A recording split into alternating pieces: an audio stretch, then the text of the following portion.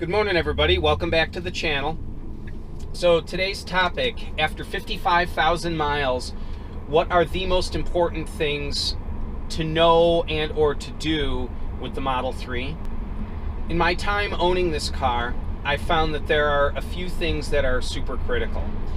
And I would say that, well, with owning any product, you do kind of hit that point where once you've had it for an extended period of time, you begin to recognize, oh, there are certain things about this that are very, very critical, very important. So item number one is just listen to Tesla. What I mean by that is things like little glitches in the screen and pressing the thumb wheels to reset them. That's super critical to bear in mind, that if you have an issue on the screen, push and hold the thumb wheels until the screen goes black and resets itself. That's item number one. Most people already know that, but I do want to bring it up because it's something that when I first got my car, I was doing it daily. I mean, it was, but this was in the early days of the Model 3. Oh, in case you're wondering about the windshield, it is not dirty, it's foggy. I actually had the car detailed. They washed the inside of the windshield. Yeah. Anyway, but that is something that's very important to know if you own a Model 3. So item number two is going to seem kind of strange, but it's I believe very important, and that is that everyone that owns a Model 3 should put paint protection film on the nose of the car. My paint protection film goes right to this edge and around the headlight. It does not continue up the hood, but it does protect the nose. You can see one big bug splat there, but I've had a lot of issues with the nose, hitting things with the nose of the car, and the paint protection film is definitely super critical. Now, in my situation, I drive so many miles that it was just kind of an obvious thing that I knew I was going to need to do.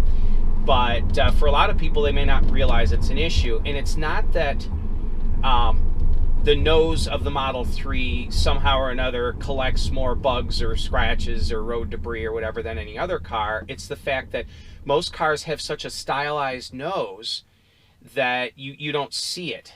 So for instance, our BMW, our Ford, now we have another EV coming, and that has a more blunt nose, so I'll cross that bridge when I get to it, when we get that car. But normal cars will have an open grille, and that will inhale bugs or minor, gravel and road debris. And also there's so many style lines around the nose of most cars that bugs and different things that hit the nose of the car and do stick to the paint aren't necessarily as noticeable. But when you have a big blank nose, especially on a white car, it really sticks out. And cleaning the bugs off the paint, the acidity of the insect debris really eats into the paint, and they are very, very hard to clean off. So paint protection film on the nose is important because it will, depending on how quickly, oh, there's a Model 3. Depending on how quickly you get to it, they'll either wipe right off or just require a mild soap to take off. And the brand of protection film I happen to have is made by a company called SunTech. I don't really know anything about them. It's just the local window tinting shop.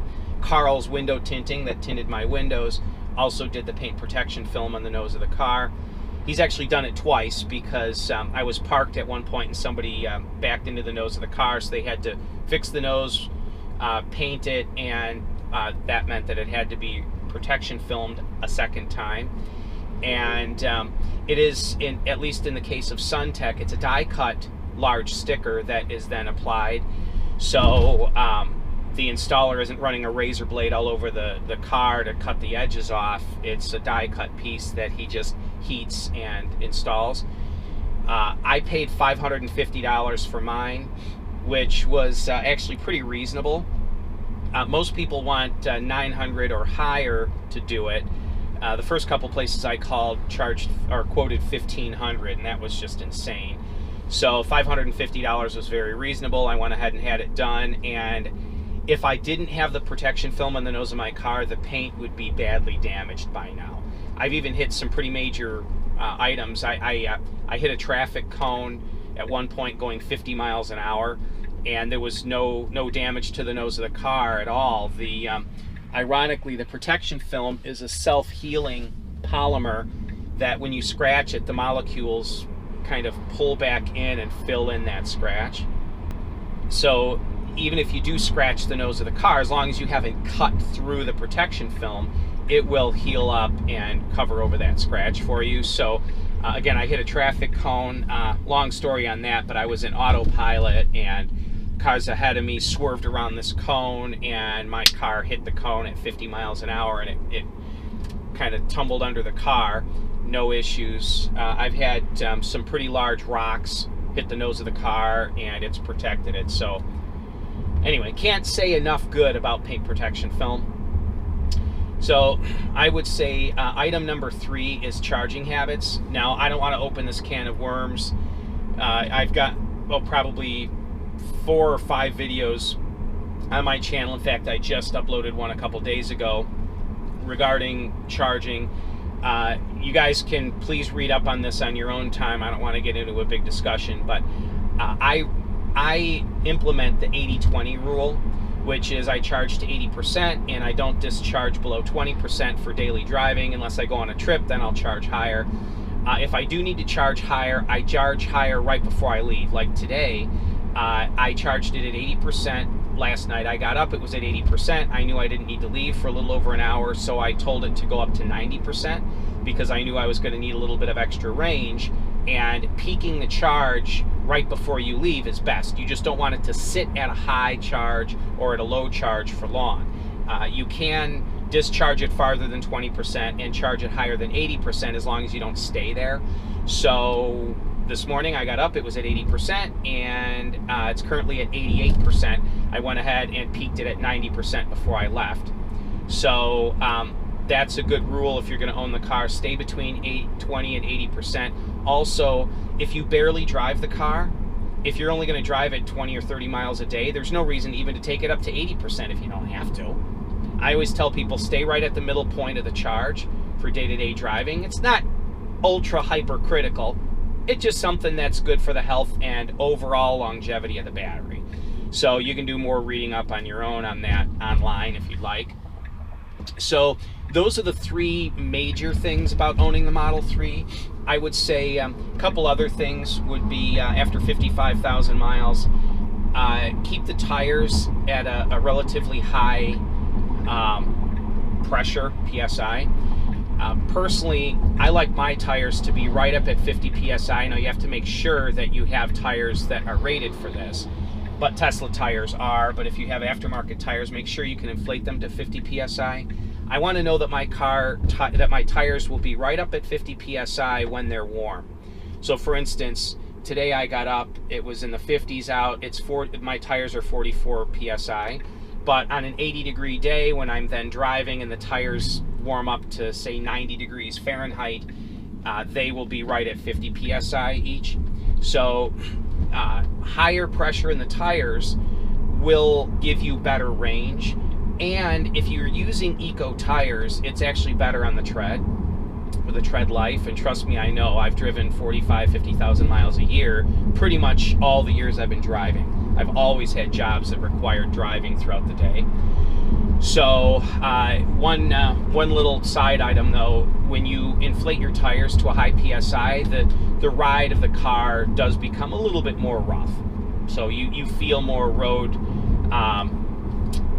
more pavement imperfections, I guess you'd say. Now for me, as a driver, I like that. I like being able to feel the road more. So that's that.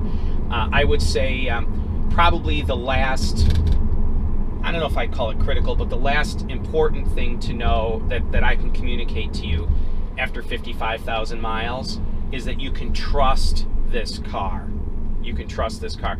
Now, for those of you that know my channel well, you'll know that twice now I've had a software glitch, different glitch each time, but I have had 2 separate software glitches that rendered my car undrivable for a short period of time.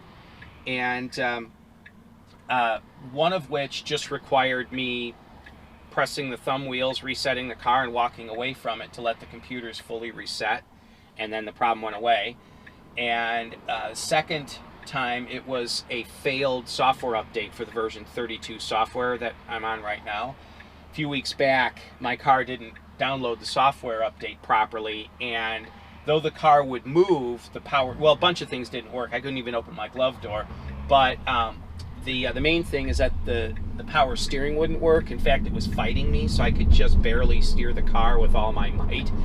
So so why would I then say you can trust this car when I've had those issues? Well, there's a couple things. First off, my car is an early car, so I'm going to have more glitches than other people, and I knew that going into it. Number two, you can trust the car, i.e. the one issue I had was downloading a software update, and that was when the car was parked in my driveway. So it didn't leave me stranded or anything. I just couldn't use my car for a couple hours while Tesla figured out how to correct that software update, which they did remotely. The other one, that was, even though I was on the road, again, just hitting the thumb wheels to reset the car, and then walking away from it for a few minutes to let it fully reset made it work just fine. The car's never broken down and left me stranded. So, and over time, I've just learned to really trust it. I mean, it's every other car we've had has had issues within the first 50,000 miles. So it's little niggling issues are going to occur.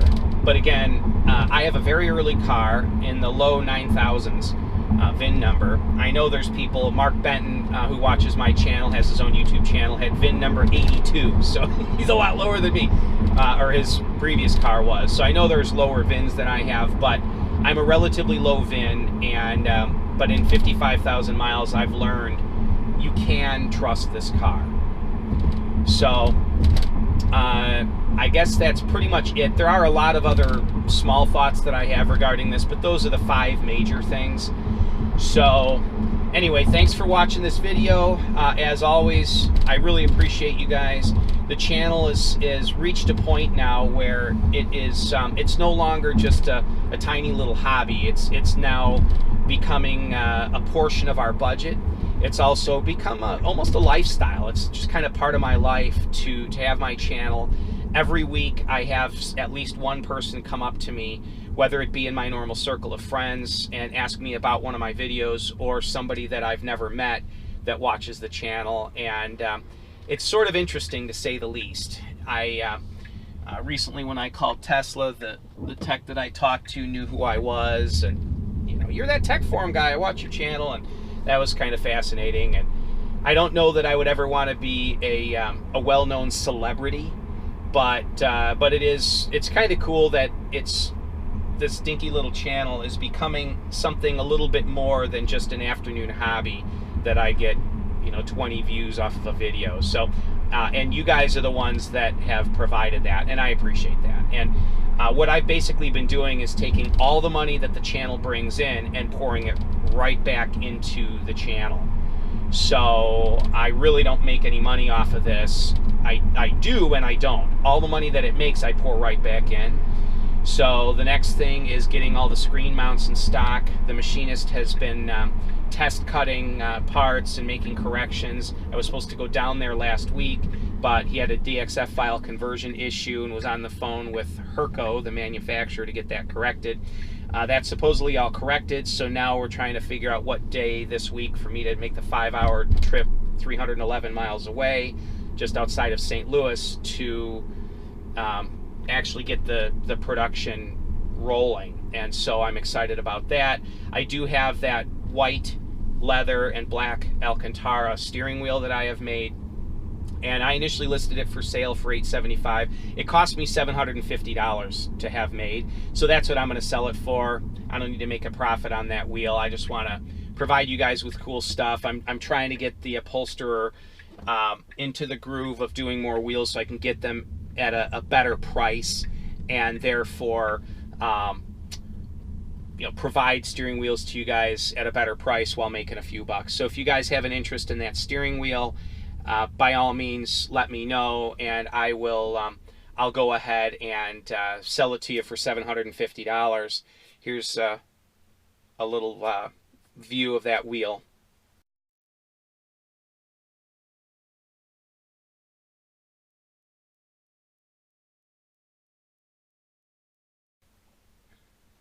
So anyway, thanks a lot, guys. Have yourselves a wonderful day, and I will see you in the next video. Bye-bye now.